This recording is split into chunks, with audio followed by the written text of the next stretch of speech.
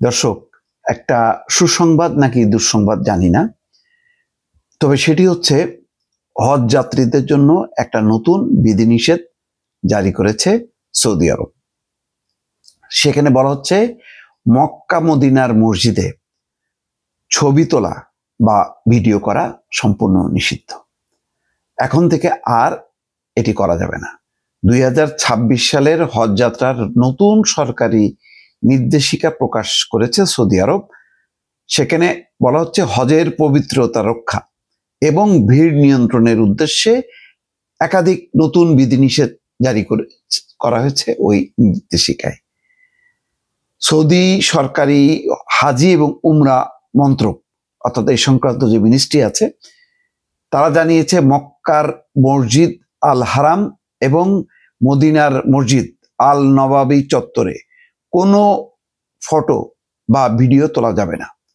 নির্দেশিকায় আরো বলা হচ্ছে 2026 সালের হজ যাত্রায় অংশ নেওয়ার জন্য যারা লটারির মাধ্যমে সুযোগ পাবেন তাদের এই নিয়ম মানা বাধ্যতামূলক। দর্শক, বুঝতে পারছেন যে নিয়মের ব্যত্যয় ঘটলে কিন্তু কঠিন জরিমানা বা শাস্তির মুখোমুখি হতে হয় সৌদি আরবে। মোবাইল ফোন বা ক্যামেরার ব্যবহার করে দুই পবিত্র মসজিদের চত্বরের ছবি তোলা সম্পূর্ণভাবে নিষিদ্ধ থাকবে বলে জানানো হয়েছে সরকারি নির্দেশিকায়। এর ব্যাখ্যা হিসেবে বলা হচ্ছে পবিত্র স্থানের মর্যাদা রক্ষা। প্রথম কথা হলো পবিত্র স্থানের মর্যাদা রক্ষা এবং হাজিদের অনুভূতির প্রতি সম্মান জানাতে যে কোনো পদ্ধতিতে ছবি তোলার উপর নিষেধাজ্ঞা জারি করা হয়েছে। আসলে হজের বিষয়টা সম্পূর্ণ অন্যরকম, যে একেবারে নিবেদিত থাকে হাজিরা বা হজ যাত্রীরা, যে আল্লাহর উদ্দেশ্যে তাদের জীবনটা এক ধরনের উৎসর্গ করা। সেখানে ছবি তোলা, ভিডিও করা, এইটার হলে মানুষের সেই ধর্মীয় দৃষ্টিভঙ্গিটা পাল্টে যায়। এটা একটা যেমন যুক্তি, আবার অন্যদিকে এটাও সত্য যে এখন এই ডিজিটাল যুগে প্রত্যেকটা মানুষ চায় যে সে যে একটা পবিত্র জায়গায় গেল হজ করতে, সে তো আর বারবার যেতে পারবে না, সবার পক্ষে বারবার যাওয়া সম্ভব না। সুতরাং সে তার একটা স্মৃতি ধরে রাখতে চায়, সে নিজে দেখতে চায় এবং তার পরিবার পরিজন সবাইকে দেখাতে চায় যে সে হজ করতে গেছে। এটা তার জন্য একটা বিশাল একটা ভিডিও, অন্য যে কোনো টুরিস্ট স্পটের ছবি তোলা আর এই জায়গার ছবিটা তুলে এটা এমনভাবে মানুষ অভ্যস্ত হয়েছে যে এটা তার একটা সাংঘাতিক ঐতিহাসিক একটা ছবি বলা যায় তার জন্য।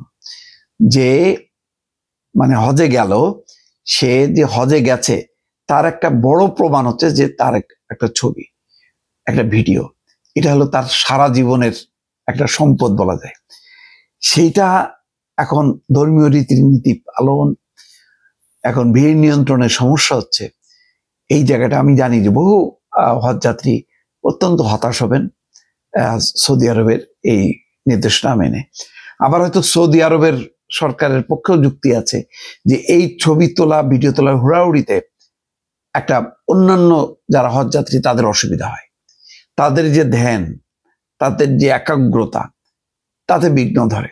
এতে ধর্মের যে পবিত্রতা সেটা হয়তো ক্ষুণ্ণ হয়। এই দুই যুক্তি আছে।